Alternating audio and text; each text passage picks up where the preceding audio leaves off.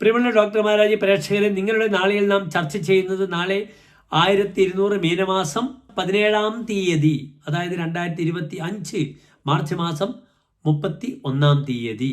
നാളെ സോമവാരമാകുന്നു, തിങ്കളാഴ്ചയാകുന്നു. നാളത്തെ തൃശ്ശൂർ സൂര്യോദയം കാലത്ത് 6:26 അസ്തമയം വൈകിട്ട് 6:32 നാളത്തെ രാഹുകാലം കാലത്ത് 7:30 മുതൽ 9 മണി വരെയുള്ള 1.5 മണിക്കൂർ ദൈർഘ്യ സമയമാകുന്നു. ഒരു ശുഭകാര്യങ്ങളും നാം രാഹുകാലത്ത് അനുഷ്ഠിക്കാറില്ല. നാളത്തെ നക്ഷത്രം വളരെ ശക്തമായ അശ്വതി നക്ഷത്രമാകുന്നു. വെളുത്തപക്ഷത്തിലെ അശ്വതി നക്ഷത്രമാണ്. നാളെ വെളുത്തപക്ഷത്തിലെ തൃതീയ തിഥിയാണ്. തൃതീയ ഇവരെ കുഴപ്പമില്ലാത്തൊരു തിഥിയാണ്.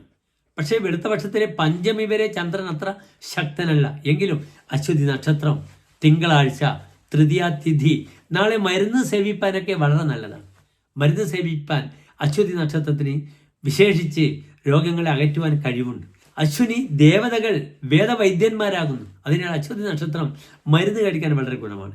യാത്രക്കും നല്ല നക്ഷത്രമാകുന്നു. ഉത്തരത്രയത്തിൽപ്പെടുന്ന നക്ഷത്രങ്ങൾ പെടുന്നു അശ്വതി. എന്തൊക്കെയാണ് ഉത്തരത്രയങ്ങൾ? ഉത്രമത്തം, ചിത്ര, ഉത്രാടം, തിരുവോണം, അവിട്ടം, ഉത്രട്ടാതി, രേവതി, അശ്വതി. ഈ നക്ഷത്രങ്ങളിൽ പെടുന്നു അശ്വതി നക്ഷത്രം. സ്വതവേ അശ്വതി നക്ഷത്രക്കാർ വളരെയധികം ചഞ്ചല പ്രകൃതിക്കാരാണ്. യാത്ര വളരെയധികം ഇഷ്ടപ്പെടുന്നവരാണ്, സഞ്ചാരപ്രിയരാണ്. കാരണം ഇവരുടെ വാഹനം കുതിരയാകുന്നു. അതിനാൽ കുതിരയുടെ ഒരു അസാധ്യമായ കരുത്ത് നിങ്ങൾക്ക് കാണാം. അശ്വതി നക്ഷത്രക്കാർ ഡ്രൈവ് ചെയ്യുകയാണെങ്കിൽ അത് അനായാസം വളരെ സ്പീഡിലാണ് അവർ വാഹനങ്ങളൊക്കെ ഓടിക്കുക. ആ കുതിരയുടെ ഒരു വേഗം ഇവർക്ക് നമുക്ക് കാണാം. ആർക്കും കീഴടങ്ങാറില്ല. അസാധ്യമായ ആ കുതിരയുടെ ശക്തി നിങ്ങൾക്ക് ഇവരിൽ കാണാം. നാളത്തെ നല്ല മുഹൂർത്തങ്ങളും എൻ്റെ പ്രിയപ്പെട്ട പ്രേക്ഷകർ ശ്രദ്ധിക്കുക. നാളെ നിങ്ങൾക്ക് പുത്തൻ സംരംഭങ്ങൾക്ക് അനുകൂലമാണ്. നിങ്ങൾക്ക് ബാങ്ക് അക്കൗണ്ട് തുടങ്ങാം.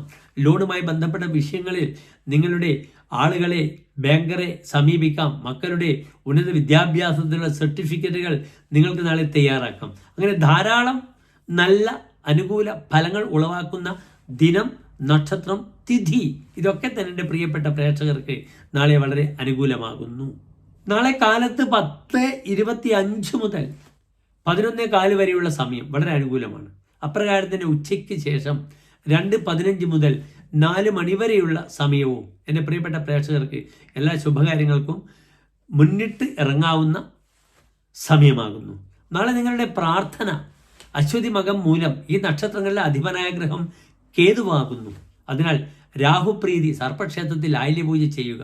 ഓം രാഹവേ നമഃ, ഓം കേതവേ നമഃ എന്ന പഞ്ചാക്ഷരി മന്ത്രം ജപിക്കുന്നതും സർപ്പക്ഷേത്രത്തിൽ ആയില്യപൂജ ചെയ്യാം. അല്ലെങ്കിൽ നവഗ്രഹത്തിൽ രാഹുകേതു അർച്ചന ചെയ്യാം. ഇതൊക്കെ ചെയ്ത് നാളത്തെ ദിനത്തെ നിങ്ങളുടേതാക്കി മാറ്റാം. സർപ്പപ്രീതിൽ അവശ്യമേവ കരണീയം ആരോഗ്യ പുത്രാപ്തയെ. നല്ല സന്താനത്തിനും ആരോഗ്യത്തിനും സർപ്പപ്രീതി ചെയ്യുന്നത് വളരെ ഉത്തമമാണെന്ന് ആചാര്യർ വിധി എഴുതുന്നു. അതിനാൽ നാളത്തെ ദിനം അടുത്തുള്ള സർപ്പക്ഷേത്രത്തിൽ പോയി അവിടെ ആയില്യപൂജയോ സർപ്പബലിയോ നാഗങ്ങൾക്ക് നൂറും പാലുമോ അല്ലെങ്കിൽ മഞ്ഞൾ നിവേദ്യമോ ഒക്കെ എൻ്റെ പ്രിയപ്പെട്ട പ്രേക്ഷകർക്ക് സമർപ്പിക്കാവുന്നതാണ്.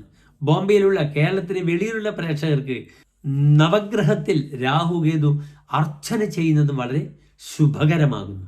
എല്ലാ പ്രിയപ്പെട്ട പ്രേക്ഷകർക്കും ഒരു ശോഭനമായ നല്ല ആശംസിക്കുന്നു. നന്ദി, നമസ്കാരം.